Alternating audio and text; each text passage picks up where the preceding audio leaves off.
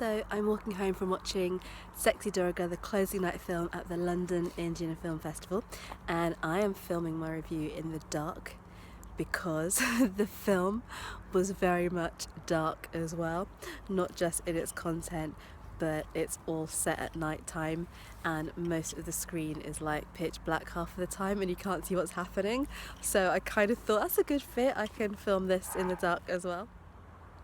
So it's really typical that you come out of a film and someone will say to you, "Oh, did you enjoy it?" And I heard that a lot tonight, as I always do when I go to the cinema. But I can tell you that I didn't enjoy this film, and I kind of feel a bit strange about that. I found it a really, really uncomfortable watch, and my mind is all a bit messed up at the moment because what I've kind of realised is I watched the film in isolation at the cinema screen like everybody else. I didn't enjoy it.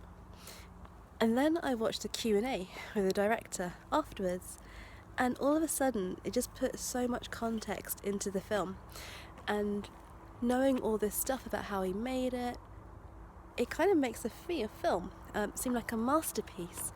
But then without the Q&A, it's like a completely different experience. So now I'm just kind of thinking about how we watch films and how we consume them and how much we know about them and how what we know about them can change what we think about them. So the film is essentially, you've got this couple and they are trying to get to a train station, and so they hitch a ride and they end up hitching the kind of worst ride you could ever imagine. It turns out to be a complete nightmare.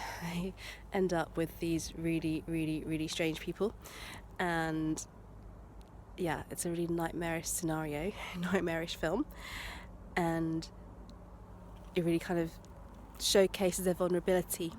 So there's a female and there's a guy, and then the car, which later turns into a van, is like full of guys who are basically all ogling at this girl, and it's really uncomfortable and gross. And it wasn't that they made it uncomfortable. What made it uncomfortable for me was that the scenes are really, really long. So you'd get this incredibly long scene of the same thing happening, which I guess is probably quite normal because that is normal life and things aren't necessarily happening. But on film, it just felt really, really odd. So the female character is called Durga, and at the same time as us kind of watching their journey to nowhere, we're also shown some visuals of a festival that's taking place, a religious festival that's happening in a particular part of Kerala, where they are actually celebrating the goddess Durga as well. But it's not like your kind of typical religious festival. It's a really horrible one to watch.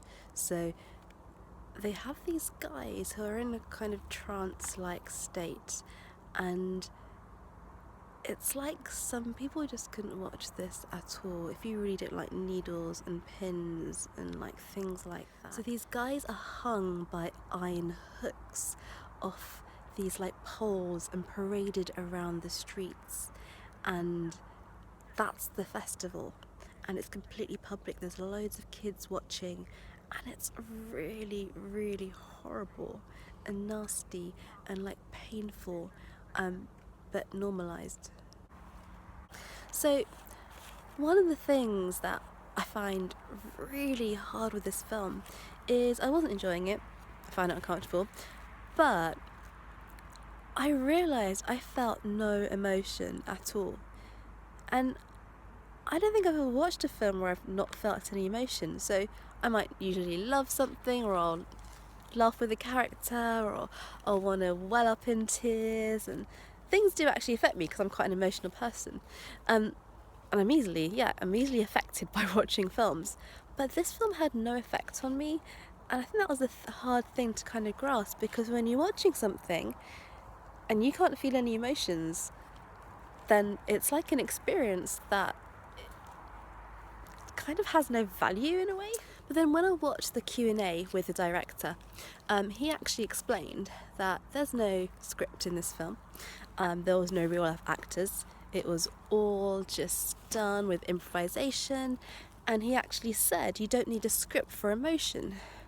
So for him, this must have been an emotional film, but I couldn't actually feel any emotions myself. Hearing him talk about the film and put it into context, though, I realised that there's so many types of film out there, and so many that I've not seen before. I've never seen a film like this before.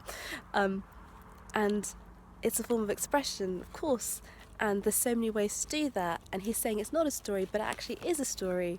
And so, yeah, I'm in this state at the minute of just not too sure about how I feel about it, but at the same time, it has some really important, clever, political, relevant messages in there.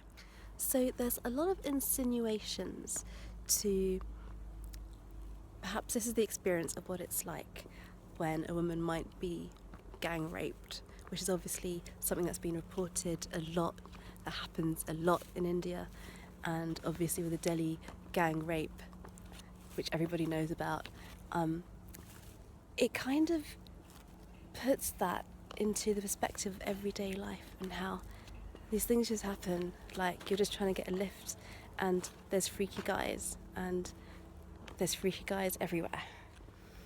I suspect there'll be some male viewers who don't like that representation of them, but at the same time it just makes it really real and normal, that it just happens all the time, anywhere. There's this horrible part where the woman just gets in the car. This is the first time she sits in the car, and the guy driving, passenger next to the driver, has to keep the light on just to look at her, and he just looks at her and makes her feel really uncomfortable, and it's just horrible. And you just know, she can just feel these eyes on her, and it's the most horrible feeling. And ooh, yeah, it's just a bit grim and nasty. So the film is unlikely to be released in India. It's been banned in some other places as well. The Indian government don't want it to be shown in certain countries. So having a chance to watch it in London is quite an amazing thing. I loved listening to the director and hearing what he had to say, his whole vision, his approach to filmmaking, and it was really refreshing. Like, literally, I was kind of open-mouthed when I heard some of the things he said, and that for me was fascinating. So I really felt like this film, you have to watch it and you have to know a bit about it rather than just watch it, which, I struggle with that. You shouldn't have to know a backstory to a film to enjoy it, but with this film I really think you need that. I've just seen a fox walk past. Oh, he's gone. So you may not get a chance to watch Sexy Durga, but if you do, then I recommend checking it out just to kind of see and get an understanding and a real feel for just this completely different type of independent Indian film. So I don't think that I ever would have thought that I'd see a film like this at LIFF, and I've seen a lot of films at LIFF over the years. So in that sense, if you look at all their programming, I think this will really stand out as one of the films that really was an original, brave thing to show.